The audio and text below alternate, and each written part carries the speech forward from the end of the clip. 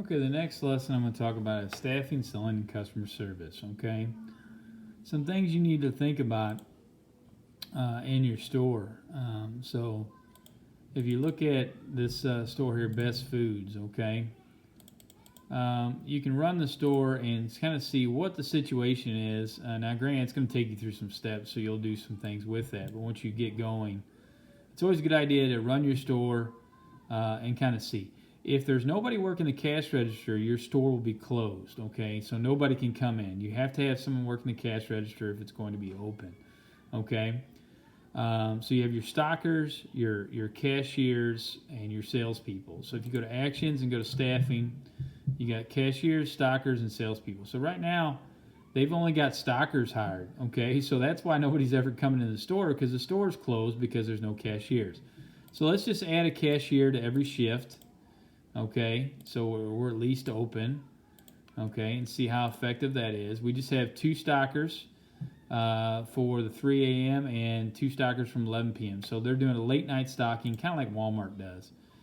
So let's just see what we got here. So we got some people coming in. Okay, that one cashier is definitely working a lot. We're very busy, okay?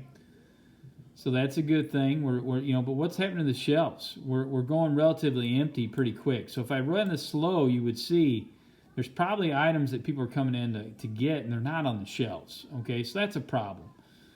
So if I go to reports and go to comments and messaging, I'm going to be able to see customers are leaving the line because it's too long. So that's business we're losing.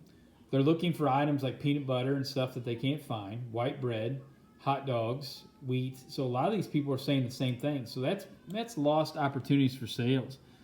And right now, if you look at all these people here that are probably leaving the store because there's not enough cashiers. Okay, and also it's a security risk. If you're really busy, you also will have a lot of things stolen if you don't have a lot of people working in the store at one time. So that's a problem as well. So we currently don't have a very good system, okay? If you go to actions and staffing, here's the one issue with salespeople. On grocery stores, you do not need salespeople, okay? You do not need them in the grocery store setting, okay? You don't have, when you go to Walmart or you go to Deerbergs or Shop and Save or Schnucks, they don't have salespeople, okay? But if you're running a sporting goods store or electronics store, which some of the Sims do that, okay, and there's an opportunity to do that later on that we may do, but you have to have salespeople for them, but you don't on these. So let's go to the busier times, and let's add a cashier at some of the busier times of the day, and let's add some stockers during the day too, and see. So we are increasing our weekly payroll by adding these people in, okay?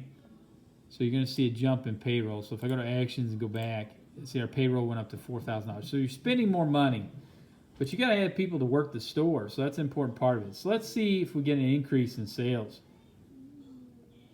Okay.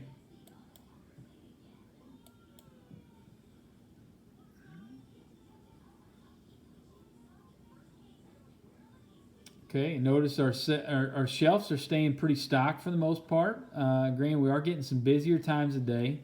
Okay, so I look in there and look, and we are getting some times where we're missing some things. But at least having one stocker on each shift is an important part of it. You can even watch the back room if you like. Okay, that'll show you too what you're out of. We'll talk about that later on. That's the purchasing section of this. Let's go back to the store. Okay. So we're on Saturday. It looks like busier times today. I got 2 cash register people. Okay, you can add cash registers too in a later exercise that'll show you that. You go to actions, and you can go to. Oh, actually, just click on the floor. I forgot. You can click on the floor and add a checkout display. So you always have that option too. We can't do it in this particular lesson. All right, so my sales jumped to quite a bit. I went to $17,000, okay? So if I go to reports, I'm probably still going to see some complaints, okay? I was looking for milk. 7 people said it was out. I was looking for white bread. So that means it's a stocking issue, but sometimes that's going to happen. You're just going to be caught, especially if you don't have enough shelf spacing, too, in the smaller stores. So that's not a big difference. the main issue is you don't want people walking out because the lines are too long. Now you're gonna, like I said, you're gonna run out of some items. Either if you're running out of items, it's either a purchasing situation, you're not purchasing enough, or you don't have enough stockers, or you don't have enough shelf space in the back of the store. So that's something we can talk about later on. But staffing's pretty easy. I think you'll be okay. You just got to constantly check the comments and section, comments and messages. If I go to income statements, I look at my wages. You want to keep your wages somewhere between $5,000 and $10,000, I would say. This is relatively cheap wages, but by just increasing the amount of employees, my sales went from $57,000 to $88,000 because people weren't leaving the store anymore because of the long lines. I experience this every day at Walmart. I get frustrated because of the long lines because they want me to do self-checkout, and I refuse to do self-checkout. I'm one that has to have some interaction with people. So I like the regular checkout. So therefore, when they have long lines, sometimes I walk out because I get frustrated and I don't want to be there. So they lost my sales. And Walmart has probably lost most of my business for the future too, because that's just something I don't want to deal with anymore. I got sick of constantly going in there and waiting in line.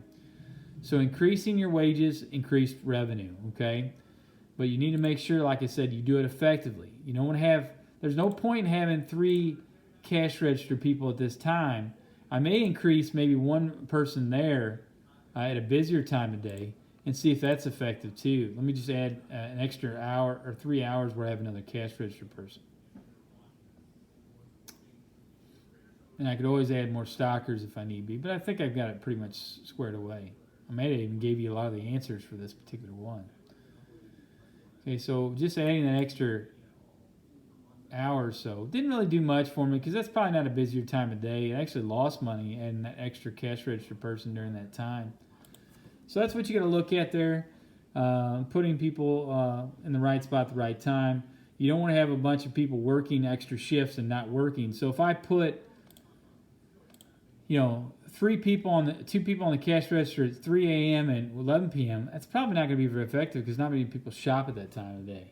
Okay, well, that's staffing, selling, and customer service. Let me know if you have any questions.